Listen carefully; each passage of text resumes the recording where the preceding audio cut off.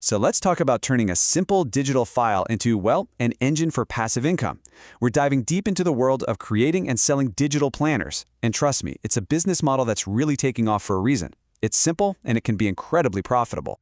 I mean, think about it for a second. What if you could start an online business, like right now, without needing a warehouse, without ever touching a shipping label, and without having to sink a ton of cash into it up front? That's exactly the promise of selling digital planners. And hey, this isn't just some fun idea. This number right here, over $3,000, that's the real monthly earnings from just one Etsy shop that's been at it for about a year and a half. So yeah, the potential is absolutely there. Okay, so what exactly is a digital planner? Well, at its core, it's just an interactive PDF. It's made to be used on a tablet, with an app like GoodNotes. You can write on it with a stylus, plan your life, but here's the magic part. It has built-in hyperlinks, so you can just tap a tab and instantly jump to any section you want.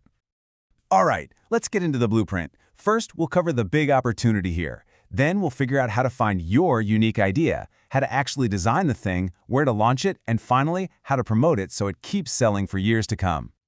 The whole reason this is so powerful comes down to one simple idea: the create once, sell forever model. You do all the creative work just one time to make an amazing planner, and then you can sell that exact same file over and over and over again without any extra cost. That's passive income in a nutshell. And remember that number I showed you? It wasn't a one-off. Look at this.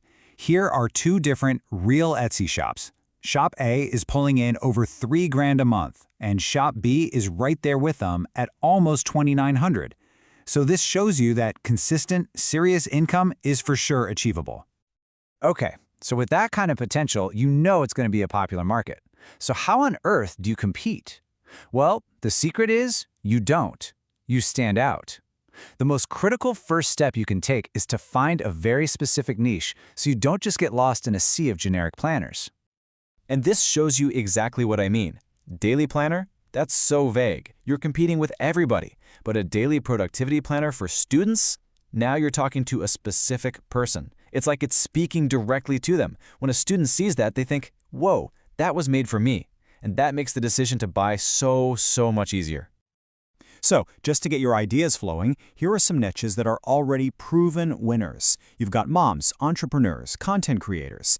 The thing is, all of these groups have their own unique struggles. If your planner can solve a specific problem for them, it's going to beat a generic one every single time. Okay, let's get to the fun part, actually making the thing. Now, you might be thinking, I'm not a graphic designer. And the best part is, you really don't have to be. There are basically two main paths you can take to create something that looks amazing. First up is what I call the Canva method. This gives you complete creative control. Even if you're a total newbie, you just map out your pages, then use Canva's super simple drag and drop tools to design everything. And that's where you add those all-important hyperlinks that make your planner feel like a real, professional app. The second path is the AI method, and this one is all about speed. You can literally ask ChatGPT to brainstorm the whole planner for you, the structure, the content, everything. Then you can use it to create prompts for an AI image generator to make the actual pages. You can have a finished product in a tiny fraction of the time, which is perfect if you want to test out a few different ideas fast. All right, you did it. You have this beautiful niche-specific planner saved as a PDF on your computer. So, now what? Let's talk about the launch. How do you actually get it in front of people who will pay you for it? I want you to really let this sink in, because it is one of the biggest truths in online selling. Think about it. Nobody can pick up your planner, flip through the pages, or feel the quality. All they have are your pictures. Your product images are the product in their mind. So you've got to create images that sell the experience. Show your planner on a tablet mock-up so people can actually picture themselves using it. Show close-ups of the coolest pages. You can even show a page that's already filled out a bit. You want to help your customers see how awesome their life will be with your planner before they even click buy. Now, when you're just starting out, please don't go build a whole website. Go where the customers already are. Etsy is the big one here. It's a huge marketplace where people are literally searching for digital planner every single day. Gumroad is another awesome choice, mostly because it's just ridiculously easy and fast to set up. Pricing can feel a little weird at first, but it's actually pretty logical. You just price based on the value you provide. So a really basic planner with no hyperlinks, maybe that's in the $7 to $12 range. But once you add those super valuable hyperlinks and tons of pages, you can easily be in that $15 to $25 sweet spot. And if you throw in some bonuses, you can go even higher. Okay, your planner is listed, the price is right, but we're not quite done.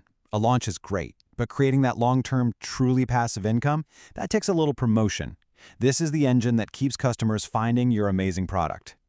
First things first is something called SEO, Search Engine Optimization. Don't let the term scare you. It just means you need to use the same words your customers are using. On a site like Etsy, you have to put keywords like iPad Planner or GoodNotes Planner right in your title, your tags, and your description. That's how you tell the website's algorithm who to show your product to. And beyond that, you've got to drive your own traffic. Short videos on Instagram or TikTok showing off how your planner works, incredibly powerful. Pinterest is basically a visual search engine, so it's perfect for sharing pretty pictures of your planner pages. And never underestimate adding value. A little bonus pack of digital stickers can literally be the one thing that makes someone choose your planner over someone else's. And this is why all that upfront work is so worth it. Just remember, you're not trading your time for money here. The effort you put in now to design and market one great product can keep paying you back month after month and even year after year without you having to do much else. So when you boil it all down, everything we've talked about really comes back to this one question. Don't just set out to make a planner. Think about who you're making it for. The products that truly succeed aren't just the prettiest ones. They're the ones that solve a real problem for a real person. Figure that out, and you've got your blueprint for success.